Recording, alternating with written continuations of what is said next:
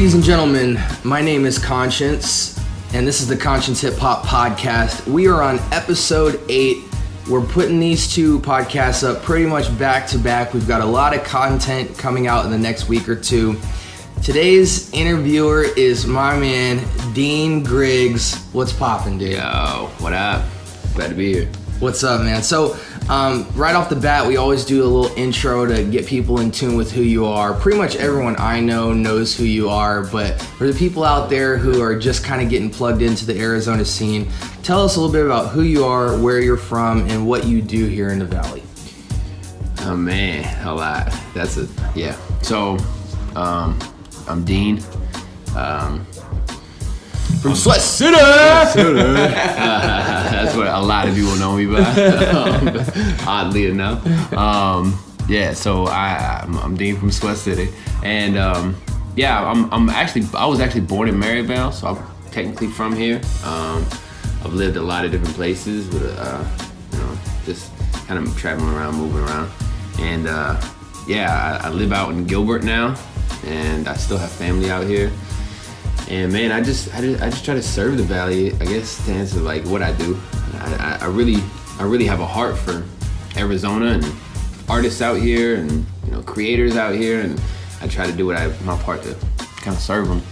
Yeah. That's what's up, man. Now, a lot of people, Arizona's kind of a place where once in a while you catch people who are homegrown, they've lived here their whole life, but a lot of cats are either passing through or they're only here for a certain amount of time because of school, or they're involved with something or family, and then they're like, man, I'm getting out of here. Yep. You think you're going to be here for a while for the long haul, or is it up in the air at this point? It's up in the air. You're going to commit to the desert land or what? It's up in the air, man. I'm married and I got kids, and my wife talks about going to North Carolina all the time, and I got family back there, so I would love it. Is it just your family back there? Yeah, so her family is in Michigan and Indiana mostly. She got some in Florida, but I don't know why she landed on North Carolina, but I have tons of family there, so I'm like, yep, let's go. Wow. And where in North Carolina? We don't know yet. We both have a heart for military, so probably around the military base, and I got family spread out through North Carolina and Virginia, so that's where my family's originally from. I've been to North Carolina. I've been in Durham, and there's I don't know if it's a county or something that's called Fuquay-Varina. My boy Disciple X, he lives in North Carolina. Oh, word. So I've never heard of that. It is in the sticks, man. Yeah. It is in the sticks. Yeah. But so right off the bat, man, I'm gonna catch you off guard. Usually I save these for the middle, but I want to start off just as a little icebreaker for people to get a little snapshot of Dean. Before we get into, I try to make these interviews balanced, talk a little bit about you and your craft and try to round that out as well as possible. But I like there to be a surprise element to most of the interviews that I do. So I like to introduce you to a little icebreaker game that I'd like to call Name Me. Name me. All Name right. me. So we're gonna go in order. So I got 5 questions for you. And every time I ask you a question, when I get to question 1, I'm gonna ask you to name me 1 thing. When I get to question 2, I'm gonna ask you to name me 2 things. We're gonna go all the way up to 5. Okay. It's just gonna be a nice little icebreaker to break us down into the mind of Dean from Swest City. So, without further ado, 1, name me 1 book of the Bible that you would take with you on an island if you had to survive. Oh man, that's a good one. Shoot. Man, 1 book of the Bible that I take with me. You can't say the Bible. Yeah, right. The whole thing. The New Testament. No. Man, Psalms, Proverbs. One of those might be dope. I feel like there's a lot of like little nuggets in both to just get me through life. But man, I probably have to go with. Oh man. And I'm by myself. So You're by yourself. So like Corinthians is out because I was talking about how you're loving people. ain't no the people church that doesn't exist on the island where you're at. I think I'd go with Proverbs. Proverbs. Yeah. Okay. Now, name me 2 Christian hip-hop albums that greatly impacted you somewhere in your walk, and why. this one's a little bit easier for me because I'm such a hip hop head. But man, I'd have to say the Chop Chop from Milk to Meat Ambassador. It was like one of the first albums that I got a hold of, and it like early on in my Christian hip hop life that it like just grabbed me. It was like, yo, this is my language, this is my lane, you know, this is, and oddly enough, I don't rap like that at all, but like it speaks. It still speaks to you, heavy. And then one of them more recently is the Passover from Eshon Burgundy, because it was like, oh man, it hit, and it was like, okay, this is what you can do, and it was like, man, you don't need to have all these like club bangers or like, you know, all this poppy music, and he does experiment with that now. Like he just put out a new song, Nothing Above You, and it's very like more upbeat, but like the Passover was just so typically raw. Yeah, it was artistic, and it was raw, and the production was great, and it was just like, man, like that motivated me. Yeah, that's what's up. Yeah, and I mean, I can definitely resonate with how you feel about the Chop Chop, because I remember that was going on, and it's funny, man. I was just talking to Artificial Christian about this and my boy James last night, how that project came out when 50 Cent was being was challenging Kanye West and said, if my album doesn't sell more than yours, I'll quit rap. So that was when Kanye, I believe, dropped it was Graduation versus Before I Self-Destruct or something like that. I forget which album versus what, but so to follow in the light of that kind of marketing scheme, they headlined in the Christian realm Ambassador versus Lecrae. And that was when Lecrae dropped Rebel. Right. And so they put both of their heads together and said, which album will be the best? And I remember that was one of my first times I had heard of the Ambassador from the Cross movement, but I didn't really know how big he was because I wasn't raised on a lot of Christian hip hop growing up, but I remember that was kind of my introduction, and then I went back to like Christology and some of his other work as well. But that was a profound project, and it had everything. It had the boom bap, it had the slap records. He put his son on it, like it was just fresh, man. He had the soulful stuff. That project thumps, man. Yeah, every now and then when I hear a boom bap song, I still say sometimes you just want that boom bap. Yeah. And Ambassador is dope because a lot of people don't know we brought him out here. Josh brought him out here, and we had him out here for a concert and to talk with us, just talk through where he's been and just about mission and stuff like that. And the dude's just got a serious heart for the Lord. Definitely a baton runner in the faith, especially for a community similar to ours. And then, you know, with Eshon, you know, Eshon's the kind of guy who I always was like, yo, he can spit. But I always used to feel like he didn't have the right producer to bring the wholeness to what his sound was. But I feel like the Passover is like his first project where it all makes sense. Like when you're listening to it, it's not just Eshon plus a beat. It's like these productions were made around enhancing who he is stylistically as an artist, and especially with spitters, guys who really just go in and rap. You need a producer to really tell the story from a production standpoint, to accompany them to enhance the story. And I felt like every record on that project was meticulously put together, and it just made perfect sense. And he had some records that could do pop numbers from that project that were still gully and street, but had that edginess and that cross breeding with it. So those are two excellent projects, man, to pick. Number 3, give me 3 of your favorite places to eat here in Arizona. Educate people on what you're stuffing your face with, you know, when you got some bread in your pocket. I'm not gonna mention one place only because I can't remember the name of it. It's like just north of the 60, I want to say on McQueen. What kind of food is it? Mexican food. And it's like a hole in the wall. I mean, literally, like you would miss it if I told you where it was. It wouldn't happen to be called Los Dos Molinos. Yes. Is it? Yes. Yo, you know what's crazy? I'm gonna tell you, it's crazy how God works, because my wife and I, you know, I sell insurance, and so I'm on the phone with this agent. He's helping me out, and he was looking up my address info to figure out how to mail stuff to me, and he goes, dude, you are so lucky. And he was from Florida. I go, why?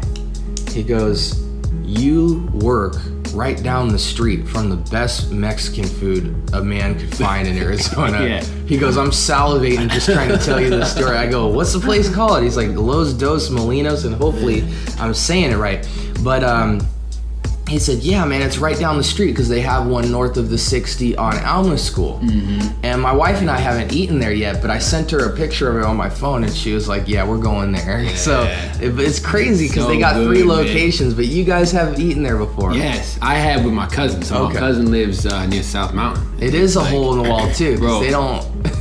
It is I was like, you go are out we in there, the right place? Yeah. Man, this is so much. But they have as long, well, at least when I was there, probably a year ago now, maybe a little bit over. They had a cabeza taco. It's like head meat taco. And that's why my cousin took me there, because he's like, have you ever tried cow head? And I was like, no, that's disgusting. He was like, let's go. And so he took me there. Oh my goodness, I would never find a better taco than that ever. Word, man. Now that you said that, because I've never heard anybody mention this place ever, and I've been in Arizona for so long, I guess they've been here for even longer. Yeah. I'm gonna definitely grab wifey and take her on a date, maybe even tonight. Yeah. All right, dope. So that's one place. Give me 2 others.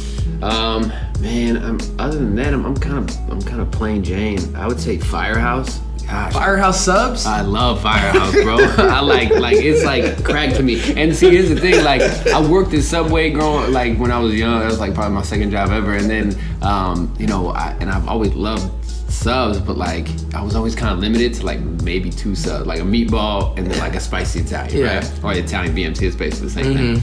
But I went to Firehouse and I was like, everything. Yo, Firehouse is the plug, because let me tell you something. As kids growing up, because we're about the same age, you had Blimpy. Yeah, Blimpy. Oh man, with the little talking like rat things on the commercial. You had crazy. Blimpy, which was, my mom used to tell me, Blimpy is better than Subway, and then you had Subway. Yeah. And then once we got into about high school, the crack dealer came on the block, and his name was Quizno. Yeah, Quizno. And Quiznos came through, and they toasted the sub, and the ingredients were a little more fresh. Yeah. And the lettuce wasn't orange, bro. And they popped off, and then all of a sudden they stopped having them. I have not seen the Quiznos in forever, man. Or even a Blimpy now. It feels like Subway is only there. I saw a Blimpy. You see Blimpy in small towns or on your way out of a town. On the way, or in a gas station. Yep, there it was. Like I think I was on the way out to Maricopa City. Subway has it, dude. Like, is that a Blimpy? It was Quiznos with the little rat talking on that Quiznos. Yeah, bro, I remember that. That was wild. Yeah, man. But so Firehouse Subs, man. For those of y'all who aren't from here or just ain't had it, man, it kills everything, man. They got slaughters, barbecued. They got the club, and they steam the meat. Yeah. So it just comes out hot and fresh, man. My wife and I can't hate on you for that, because my wife and I eat at Firehouse Subs so much. It's bro. Disgusting. They're a little pricey, but like, man, they're so worth it. It's like, we gonna buy. Yo, that's also the place where they ask if you want to round up to donate to the firefighters. I'd be like, yo, the sandwich. If y'all would just cut the price of the sandwich, I would give you the other half of my money. I mean, it's tough for me, sub and a pickle, man. I need something else. Yeah, for real. That's funny. Okay, so we got Los Dos Molinos. We got Firehouse Subs. What do we got left? I'm trying to think of because I do eat a lot. Like when I started working delivery, I started to like just go to random places. I'm trying to think. Oh, you know what? Now I gotta think of the name. Sidewinder Subs, bro. Sidewinder Subs. Where's that at? Right. So I'm gonna tell you. It's they're gonna kill me. So it's somewhere around Ray and McQueen. Somewhere around that. It might be Warner and McQueen, or Warner and Cooper. But But it's Now, are they better than Firehouse? No. But okay. But it's this one guy owns it, and he's there every day. He learns your name. It's like one of those type of places where it's like mom and the and food, pop. yeah, and the food is good, and it is. They have it's an experience. Yeah. Gotcha. It's it has like a bar feel, but it's like it's a sub shop. Okay. And they got the games playing. It's very like down home. Yeah. So like you're in some guy's living room. Yeah, and it's really cool. He's a nice dude, and I used to go there like when I every Wednesday when I would work in that area. And we became friends. He's a good guy, so I gotta shout him out. Shout him out, bro. Dope, man. All right, well, hey, those are 3 places to eat out there if y'all are getting hungry. Definitely get yourself a sub or some Mexican food. So question 4, we got, name me 4 hobbies or things that you're into that you do here in Arizona that people wouldn't know you're into if you hadn't told them. If I hadn't told them, well, everybody knows me from Swest City, so I feel like I can't do video work. Give me outside of the music, outside of all that stuff. Okay. What personal little hobbies or things you grew up being into, or stuff that you do now behind the scenes that no one would know? Oh, Dean does this in his spare time. So I got some kind of weird ones. I'm a weird dude. Woodworking, I guess, is the easiest, quick one. So like shop work. Yeah. So okay. I had and like at my mom's house, and I'm gonna be moving some of it to my new place. We have like pretty much everything. We got drill presses, lathes, band saws, table saws, routers. I mean, like everything that you need. Dope. Like, planers, joiners, like the whole nuts. And we're like really into it. So the family's into it. Yeah, my mom is too. She does a lot more lathe work, like making pens and like stuff like that, ornaments and bowls and really cool stuff. And then I'm more into like designer furniture that serves like multiple purposes. Okay. So you're on your German IKEA tip or something. Yeah, a little bit, man.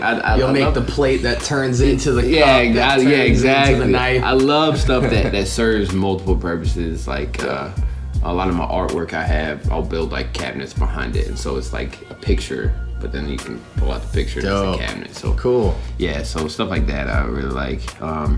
That one's my mom got me into that. Dope. Hobby 2. Hobby 2. I would say outside of like the regular like graphic design and videography I like to do like animation. Okay. Like it's very, very crude. When I was younger, there was a website called animator.com, and the 8 was a number 8. And it like lets you do 3D molds and like move stick figures and stuff. So like now there's Adobe programs that do that. Yeah. So I dabble. I remember I used something called Flash when I was in middle school. Yeah. Used to make Flash videos in the computer. We used to go to the library. It may be, I forgot, man, but we used to just make stick figures, run into walls and stuff and bleed. Man, that's so funny. Yeah, bro. Like when you like, I remember before Animator, I would just draw stick figures in paint. And like I would draw them like taking a step and then draw them taking a step and I'm a terrible artist, but like once you put them all together in a row, it like people need perspective, because like when we were kids, stuff like that was fun. Like when you were in elementary school and they'd have the original computer there. The Apple computer where you use the disc to play the games. Or like Oregon Trail or stuff like that. But when you got to middle school and you got to design something and call it your own, it was like, oh man, this is fresh. Yeah, man. But so the kids won't ever know about that. Man. Their iPhones can do animation. Yeah, right. So my son's 6 and he's learning how to code. Wow. Like, bro, and I'm like, wait, for real? Yo, tell him to keep going, because that is a nice job. Yeah, bro. Yeah. That's what we were getting. Like we were looking at all like the like what we should get our kid into, and like obviously we're doing sports with him, but he's also like learning to code, and like they do it so smart because he's so into Minecraft, and they do it like code this Minecraft character to do this. And it's like, what? Like, that wasn't there when I was growing up. Yeah. But like, we had paint. See, when we were kids, and don't make me get out my cigar and my top hat, but when we were kids, you know, you had to leave your house, and that's how you found the fun stuff. You'd be at your library, or you go to a Blockbuster. Blockbuster, bro. We did Blockbuster. You know, you had to go get you a game, or, you know, you didn't have 50 games that were all $70 a piece. And, you know, and slowly technology crept into the household, starting with the Gigapet. Yeah. Then the Game Boy. Gigapet, bro. Then the Nintendos and the Super Nintendos. But you know, a lot of cats didn't have that growing up, and you'd go to school and you'd love to see the computer at the school, or, you know, but the kids these days, they got everything on the phone. Bro. You go to school, you can't introduce nothing new to them. Yeah, it's crazy. The only thing they got is people. Yeah. So it's just crazy. It's weird when like playing at the park is a new concept. Like, hold up, what? Yo, let me pull up this app and swing on this swing. Yeah, right. Digitally swing. Now I'm swinging right now. Dad, I don't want to go to the park. I'm swinging right now on my digital thing. So okay, so what are some other hobbies that you're into? Man, so I'm into. Oh man, so I'm into gaming. Okay, what kind of specifically? Because that arena is huge. Right, and so I'm into a lot of that arena. Okay. So anything consoles, from like, PC. yes, the whole nine. So like when I was, and like I wish I could figure out a way to verify this, but like we were talking about back in the day, there wasn't like a huge gaming thing, right? No. There wasn't like competitions and stuff. No. But on Tony Hawk Underground 1, I was second in the world. Like, I'm not even joking. Like, I know that sounds crazy, but like Tony Hawk Underground 1, They had like an online version for it? Yes, they had an online, and there was matches that you could do. Where you outscore somebody? Yeah. Okay. Yeah, so there's two different versions of matches. There was matches that ended when the timer ended. Mm-hmm. So you do a run through a skate park? Yeah, okay. And then there was matches that ended when the trick ended. Okay. And so I got so good that I would never end my trick, so right? Because you do everything into a manual and then jump everything. out. Okay. So I mean, and there was a level Moscow. I found a line and I just went around it the entire. Wow. And I would like make people quit. Like I'd be going on this line so long and never ending my trip. They would like start like yelling at me and like, I hope you fall, and like it was like so much like, and there was one other dude who could be, and I was a female character because they wouldn't let guys play as much. Yeah. Right. So that was like the first time that I saw the benefit of being a female online. Right. And this is before like a bunch of things got creepy, but like it was like, oh, these guys, because I got so good on my male character that people knew me, so they just wouldn't let me in, and then I made a female character, and even though I was good and people saw that, they still let me in because they thought I was female. So gaming, and then I moved from that to World of Warcraft. Okay. And so like that took me over to the PC. Which is a $1 billion industry. Oh man, Blizzard knew it, right? Yo, my brother Andrew, he was golfing in California, in Southern California, and he on a particular course there, you can see the owner of World of Warcraft, his home. And his home literally runs for like a whole hole that you're on. Oh wow. So like he has a main mansion and then 2 sub mini mansions attached to it. That's crazy. And it's something like 55 bedrooms or something. Wow. It's a massive home. Yeah. But yeah, he called me one day. He was like, "Yo, we just seen the dude from the World of Warcraft, his house, and it's massive." Yeah. But yeah, dude, Blizzard Entertainment is they're out there doing their thing. Oh yeah, because even before World of Warcraft, those nerds are winning. Oh yeah, those nerds are super winning. Nerds have been winning, like low key. Nerds have been winning for a very long time. we get stuffed in locker, but we also go home. And nerd is the new cool now. Oh yeah, you know. Yeah. Now, did you mention a 4th one? I don't think I did. Man, as far as like hobbies go, I can think of one, and it reminds me of when I came over to interview with you. There's a bunch of things that were in your house. Oh, okay. So like comics. Uh-huh. Yeah, okay. So yeah, I guess that is technically a hobby. Yeah. I'm really. And most people don't really know that about you. That's true. That's true. I guess I kind of keep that low key. I am super nerd. Cause I got into, my first comic was Green Lantern, which was dope, but I quickly got into Superman, and like, I mean, I would watch Superman Batman animated series like Saturday mornings. Okay. When it was live. Wow. Before TiVo. Wow. And like, yeah, so like I was into that, but then when I started getting into the actual comics, it just kind of like took off, and then someone introduced me to a series called Requiem, which if anyone's into comics whatsoever, I suggest that one. It's a Silver Surfer 4-part series by J. Michael Straczynski. And then I found out he writes for Superman as well. So like I got real big into his work, and yeah. Wow. Yeah. Took me after our podcast, I'll show you my stash. I'm probably not a seasoned veteran, but I know I got some rare comics. See, and here's the thing, I'm not a collector. I'm a consumer. Yeah. So like You get what you want. I get what I want, and then once I'm done reading it, I'll let people borrow it. I'll give it to people. Like I'm not. Yeah. I'm you don't got to big worry on about losing your comics. Right. I'm not. Right. Exactly. I'm like not really big on like. I like the posters, and I do have like a curio cabinet with a bunch of like figurines and stuff. But like my kids play with those, and I just never understood the collecting culture. Because it's like, man, you can enjoy it the way it's supposed to be. Yo, enjoyed. it's crazy because like as you can see it around my crib here, people who are the audience can't see, but I got regular Nintendo, Super Nintendo, and Sega in the other room, and I collect my favorite childhood games. You know, just the ones that are my favorites. Right. And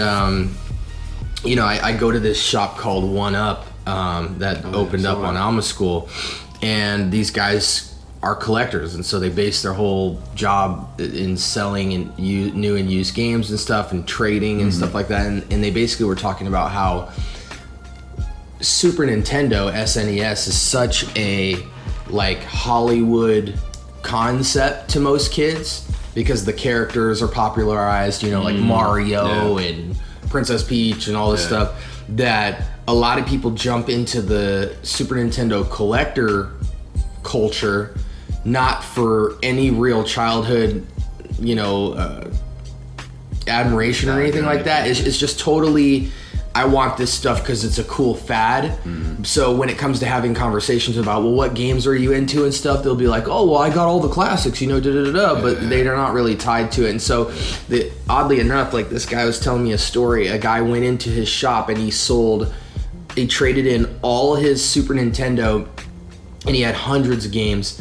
And he traded in his Super Nintendo console in exchange for a full Sega console with all the Sega games, because he said he was fed up with the Super Nintendo culture because it was so cliche. And so he gave it all away and said, I want to play a game that makes me feel good and that no one's all Hollywooded out about. So he got he got half the credit of what his SNES was actually worth, but he still was able to get like a Sega in like 40 games or something like that. But yeah, man, like, it totally makes sense, because the collector culture, like, I'm not gonna say that it ruins it, but it does impede it a little bit. Like, okay, it does when the collections aren't personal. Right. So like Chris Hardwick, I listen to his podcast all the time, and he talks about the stuff he gets from Disney. But it's like personal to him. It's stuff that he likes, he wants, and it's not like he's trying to find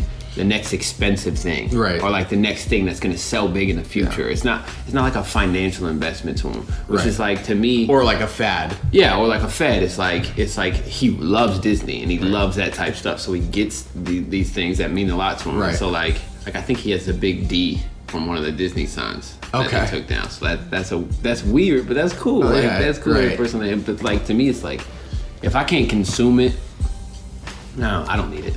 It reminds me of like high school, man. Remember when mechanical pencils were a big thing? Oh my god. Anybody who had a mechanical pencil, you always knew the cat who's just trying to look fresh, because he'd have the 0.7, the 0.5, the different color pack. He had different brands. He'd open his backpack and have 50 of those joints. And you would just always be carry like, all the refills with him. Oh my goodness, yo. This is about to make me crack up, and we're gonna have to do a whole episode on just old head stuff. Because now I'm starting to realize we're old heads, even though we're in our late 20s. But yo, there used to be kids, no lie, and I'm sure you've seen this, who'd pull out the refill lead. Oh yeah. And people would be like, yo, you got refill lead. Oh yeah, bro. They would load their pencil up. Balling, bro. They'd load their pencil up and you'd be like, yo, that's expensive. Yeah, how'd you get refill? Oh, you need 0.7? Oh, I got 0.5 and 0.7. Yep, they were balling out of control. And bro. then with girls, it was gel pens. Oh, gel So if you pens had gel pens Damn. and then you had metallic gel pens, you were popping. Bro. Write you a little. See, this is something that cats ain't gonna know about. You used to write notes in class. Oh yeah. Oh yeah. You couldn't text your friend, bro. And you were the man if a girl wrote you a jelly pen note. Yep.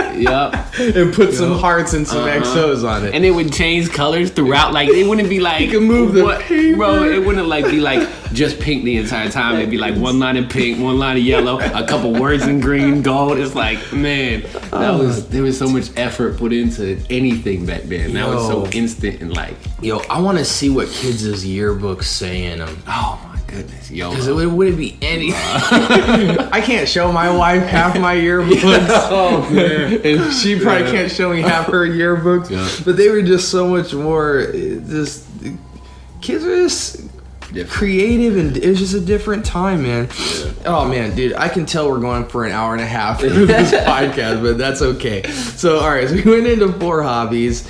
5. Name me. Now I changed this from 5 to 3 just for the sake of going easy on you. Yeah, okay. But name me your top 3 local Christian rappers. Thank you for changing it. Man. That way you only have 3, so everybody else could be mad at you. Be like, yo, I only had 3. That's what. Yeah, you would have been 4. You would have been 4. You would have been 5 on me. I promise.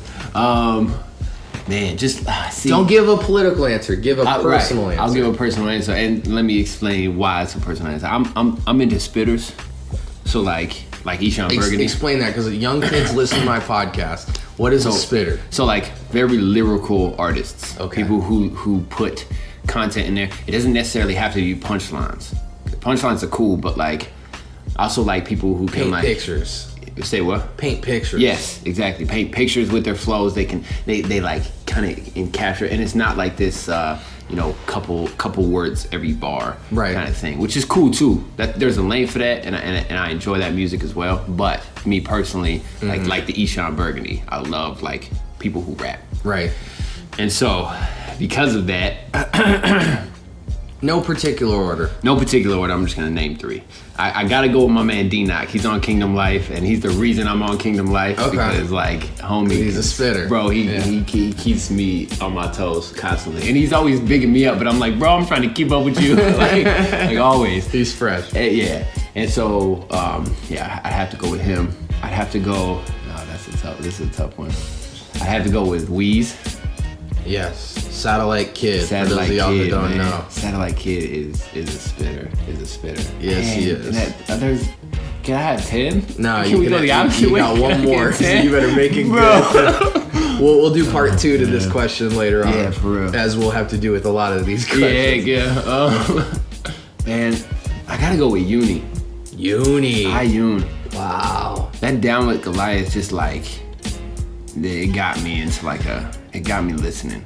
Yeah, and it's interesting because if you never met Uni before, when you hear him rap, when you meet him, it's amazing how you hear people online or you watch a video or something, then you meet people in real life, and they're just not anything like what your perception drew. Right. And that's the thing I love about hip-hop is like, it's amazing when you see the people and the creativity they put behind the music, and then you meet the person behind the music, and it makes it so real. Yeah. But one of the other cool things, and this has nothing to do with Yoon, just in general, is I think the coolest thing about hip hop is when you meet the man behind the mask in a lot of this. You're like, yo, this is just an average Joe. Average dude. Like and it encourages cats down to earth. Like it makes it hip hop not this thing where it's like, yo, I would never get involved in this because I don't think I could. Right. It makes it very real, and that's the one thing I've loved about the hip hop culture. Is historically it's always been more than just rap. Yeah. It's about the lifestyle, your expressions and things like that. And it really does tie people together. You know, so okay, You gonna get me killed for that question? You gonna get me killed? let me kill him a little more. So we're gonna summarize here. We got Yoon, we got Weez, Satellite Kid, and we got D-Knox. So y'all need to throw this man a very nice birthday party next time around because he shouted you guys out. You're at the top of his list. So funny. And Dean don't select lightly. So, but hey, that's the end of our icebreaker. Yo, we are peaking 35 minutes off part 1, and we have just done the icebreaker. But guys, this is my man Dean Griggs. We're going to end our part 1. This is for sure going to be a 3-part series. I have no doubt about that. Again, my name is Conscience. You're listening to the Conscience Hip Hop Podcast. We're on episode 8, part 1. Stay tuned for episode 2, where we'll talk more about Swest City, Kingdom Life, and a bunch of other stuff we got, man. So stay tuned.